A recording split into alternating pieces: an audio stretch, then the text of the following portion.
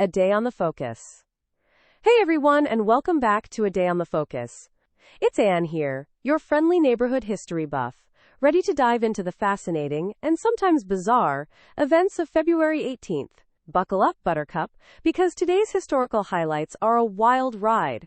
We're talking everything from ancient mythology to modern-day mayhem. First things first, February 18th, 3102 BC. According to Hindu mythology, that's the day Kali Yuga kicked off. Apparently, Krishna bit the dust, and the world entered an age of decline and strife. Cheerful stuff, right? Fast forward a few millennia, and we hit 1229 AD, Frederick II, Holy Roman Emperor, a guy who clearly had a knack for dramatic entrances, signs a truce with Al-Kamil.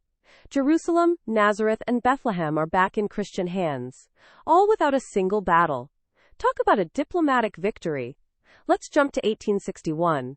It's a big day for the newly formed Confederate States of America. Jefferson Davis takes his oath as president, marking the start of a tumultuous chapter in American history. Also on this day, Victor Emmanuel II finally achieves his goal and is crowned King of Italy. Unification vibes, baby. But wait, there's more. 1885 brings us Mark Twain's Adventures of Huckleberry Finn, a literary masterpiece, and a book that definitely caused a stir when it came out, let's just say. Then, 1930 brings us two pretty crazy events. Clyde Tombaugh spots Pluto, which, until recently, was considered the ninth planet of our solar system, and even more remarkably, Elm Farm Ollie, a rather brave cow, becomes the first to take flight in a plane. I mean, can you imagine? That's some serious air miles for a bovine. 1977 was a pretty hectic year for different reasons. A massive fire at the Xinjiang 61st Regiment Farm in China claims nearly 700 lives, making it the world's deadliest fireworks accident. And, on a slightly less disastrous note, but still pretty dramatic, Nigerian musician Fela Kuti's commune, the Kalakuta Republic, is raided by soldiers, leading to the death of his mother.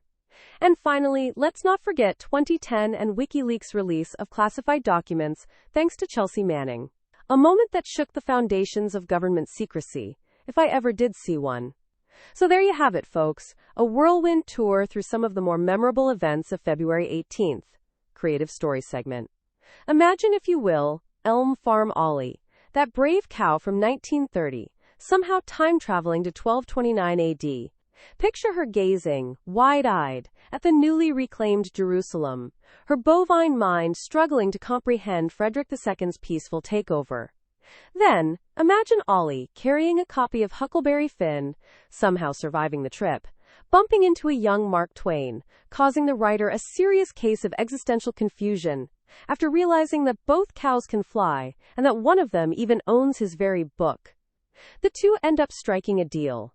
Ollie promises not to reveal the future's secrets in exchange for a lifetime supply of fresh hay.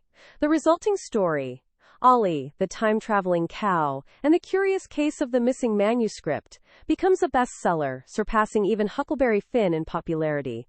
And that, my friends, is how a cow changed history. It just goes to show you every day is a day of focus. Until tomorrow, keep those history books open and your minds curious.